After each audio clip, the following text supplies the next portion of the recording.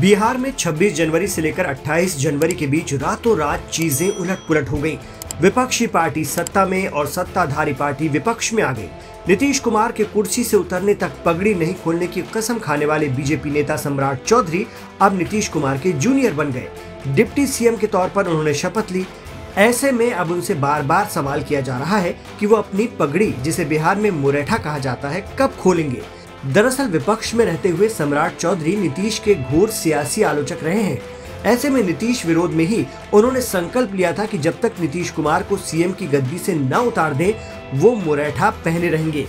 ये भी सच है कि उसके बाद से वो हर जगह मुरेठा यानी पगड़ी में ही नजर आते रहे। जब ये सवाल उनके उप मुख्यमंत्री बनने पर कुछ ज्यादा ही पूछा जाने लगा, तो डिप्टी सीएम ने जरा भावुक होकर अब मुंडन करवाने की बात कही है, वो भी अयोध्या जाकर।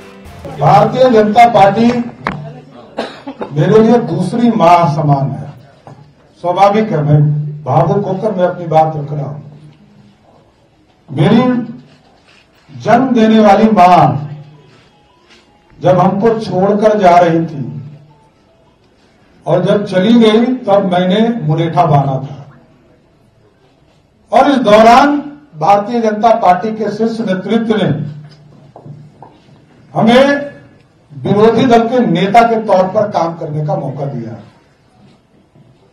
मैं व्यक्तिगत तौर पर कमिटेड आदमी हूं, आज भी कमिटेड हूं, लेकिन जब मेरी दूसरी मां भारतीय जनता पार्टी इसके सम्मान, इसके वजूद और इनके नेतृत्व का जो निर्णय होता है, इसके सम्मान में यदि हमको अयोध्या जाकर अपना सर मुड़वाना पड़े तो मैं मुड़वाने के लिए भी तैयार।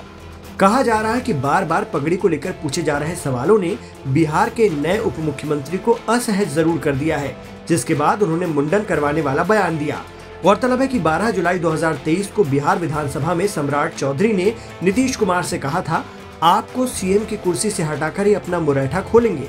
हालांकि बिहार के मौजूदा सियासी हालात में अब इन बयानों का कोई मतलब नहीं रह गया है। बयान राजनीतिक हो या पर्सनल अटैक, सत्ता की बात आते ही सब माफ कर दिए जाते हैं। बिहार में 17 महीने की महागठबंधन सरकार के दौरान पक्ष और विपक्ष की ओर से ऐसे कई बयान दिए गए जिन पर खूब बवाल मचा। हमेशा के लिए बंद होने वाले दरवाजे भी खुल गए हैं। मर जाएंगे लेकिन वहां नहीं जाएंगे का ख्याल भी भुलाया जा चुका है। अब नई सरकार में सब साथ साथ हैं, यही सियासत है।